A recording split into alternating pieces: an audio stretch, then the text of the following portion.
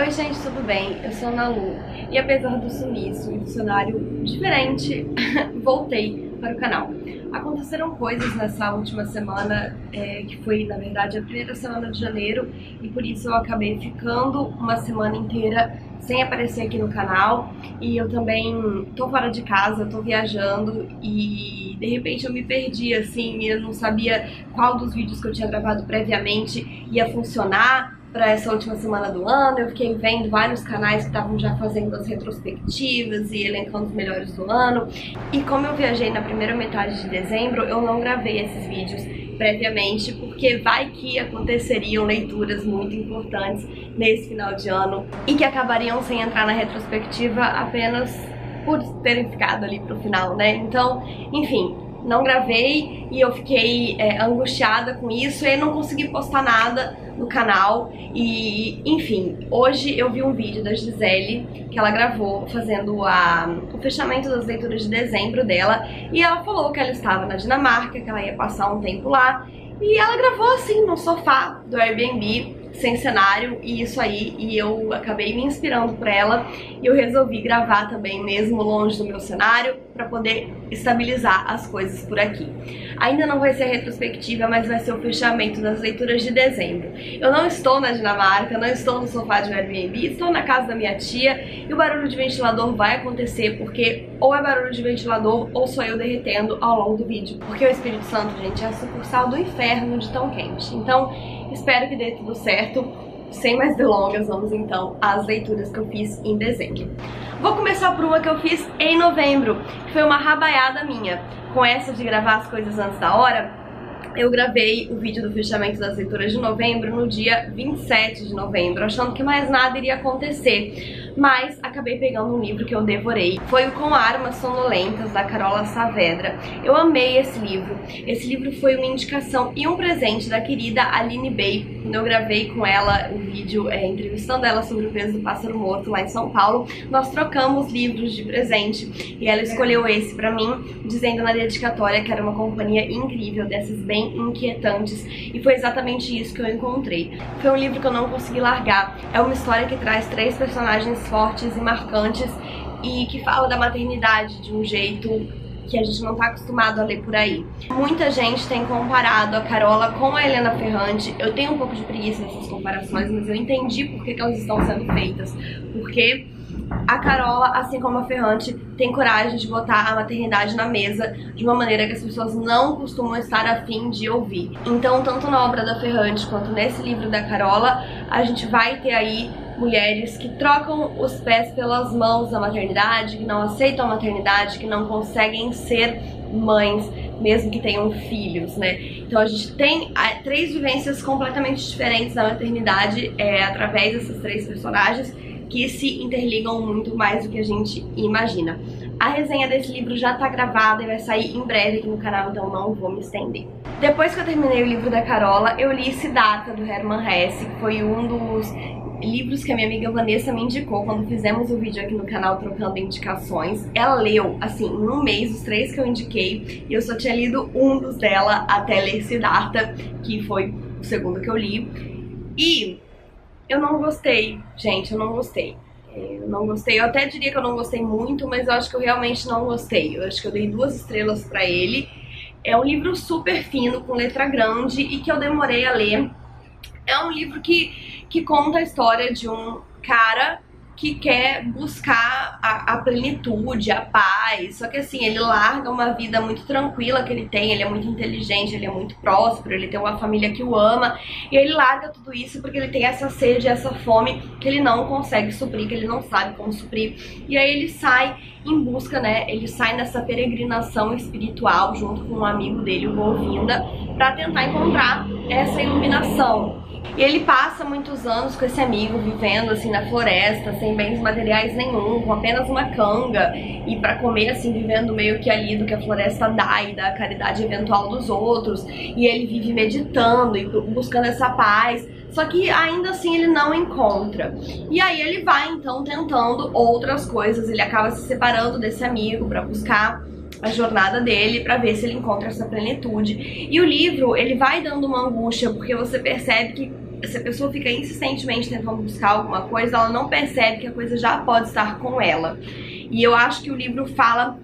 Eu acho que talvez a mensagem principal do livro seja essa, posso estar errada, mas na minha opinião é isso que o Hermann Hesse quer passar, assim. Você fica tão desesperado buscando alguma coisa que você não vai perceber que essa coisa está do seu lado, ou que ela não é alcançável e que você nunca vai estar pleno, mas que você vai ter momentos bons na sua vida. Sei lá, assim, muita gente diz que esse é um livro life-changing, mas pra mim, ok, ele tem algumas reflexões e filosofias interessantes, mas foi uma leitura bem chatinha. Infelizmente, né, eu adoro gostar dos livros que as minhas amigas me indicam, mas com Siddhartha não rolou. Depois que eu terminei Siddhartha, eu li Todo Dia, Mesma Noite, uma história não contada da Boate Kiss, da Daniela Arbex, e minha gente, que livro! Você tem que ter fôlego, tem que ter estômago, porque eu nunca tinha lido Daniela Arbex. Eu sei que ela tem outros livros, o mais famoso é o Holocausto Brasileiro, que é um livro que ela fez sobre o manicômio de Barbacena aqui no Brasil, que é uma história terrível. Então ela é uma jornalista que escreve livros sobre assuntos assim não muito agradáveis, né? E ela tem um dom pra fazer isso, eu percebi com esse livro. O estilo de narrativa dela, o estilo de compilação, me lembraram bastante até a obra da Svetlana Alexievich.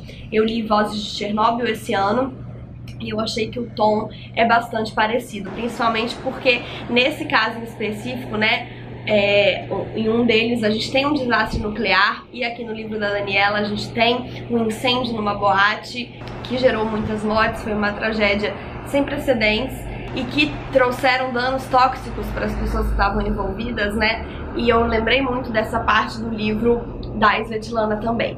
Mas enfim, nesse livro aqui então a gente realmente tem a história da boate. A gente tem a parte mais política, mais investigativa, assim, da cagada como um todo, do que foi feito, do que deixou de ser feito, mas a gente tem principalmente a história das pessoas envolvidas, dos bombeiros e dos médicos que atuaram ali. A gente tem a história de pais que perderam seus filhos, a gente tem a história também de um outro sobrevivente. E, gente, assim, realmente é um livro fortíssimo e que pouca gente, quando eu comentei que tava lendo, falou que teria coragem de ler. É um livro muito bom e é aquele tipo de livro que dá raiva mesmo, porque foi uma cagada atrás da outra, sabe? Quando você olha e você fica assim, a boate funcionava sem alvará, o isolamento acústico foi feito com espuma de colchão, tinha grades pra organizar fila na frente das saídas de emergência, as pessoas não conseguiriam fugir a tempo numa emergência. É uma série de cagadas, assim, sem fim, que acabou culminando na morte de mais de 200 pessoas e em muitas famílias que foram destruídas.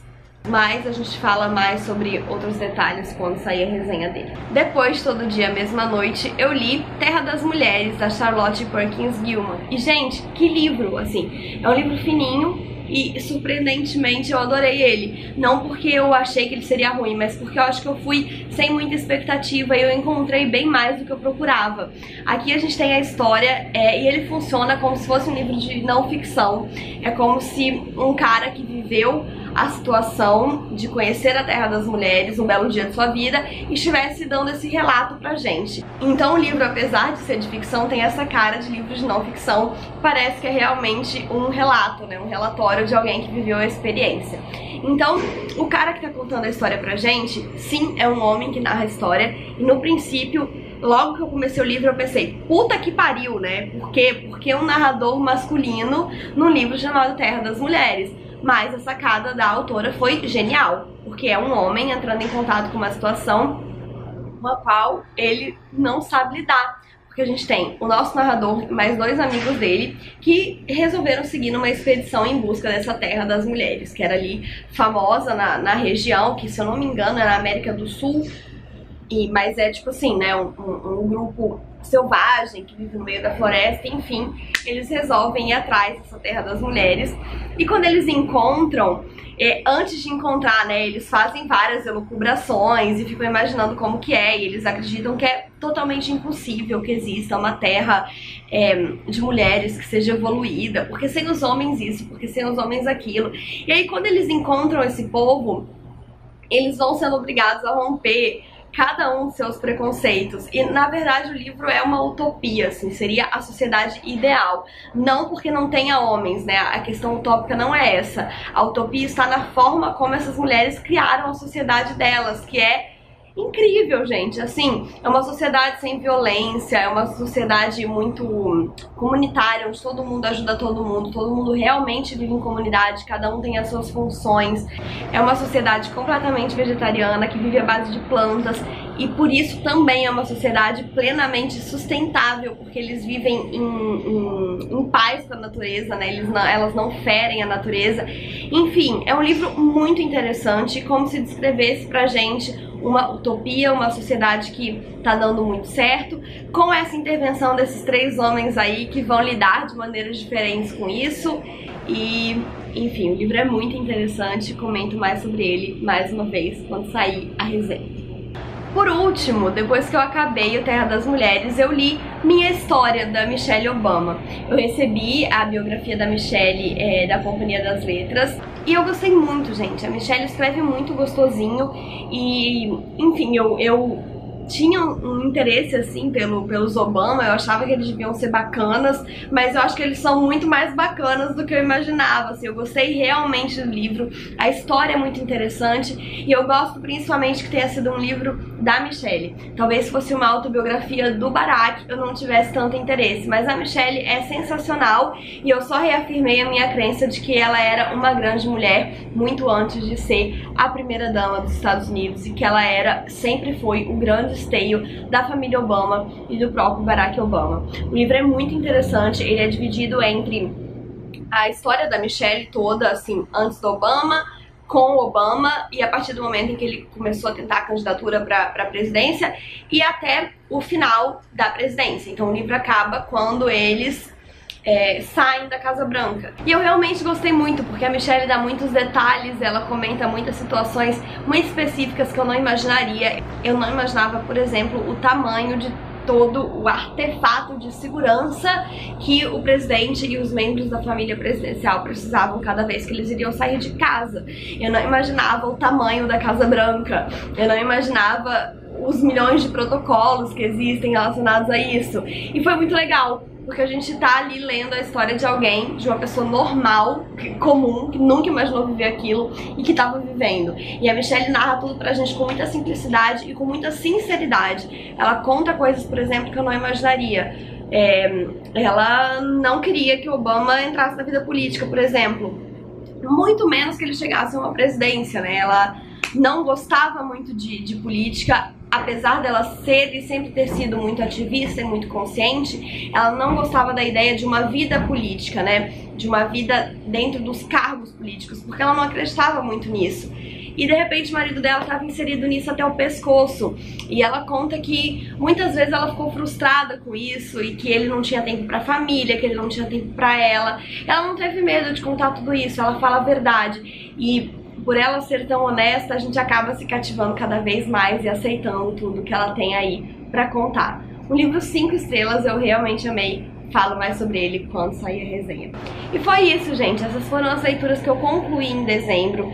Eu terminei o livro da Michelle, se eu não me engano, já era dia 23. E aí eu comecei As Meninas, da Lígia Fagundes Telles. Mas nessas últimas e primeiras semanas do ano, eu fiquei completamente sem ritmo de leitura. Hoje já é dia 5 de janeiro, eu ainda não consegui terminar o livro da Lígia, mas vamos que vamos, tô retomando com o canal e vou tentar retomar firme com as leituras também pra colocar tudo em ordem e a gente começar direito 2019. Espero que vocês tenham gostado desse vídeo, não esqueçam de se inscrever no canal se ainda não forem inscritos, deixarem o joinha se curtiram, porque isso ajuda muito o canal a crescer.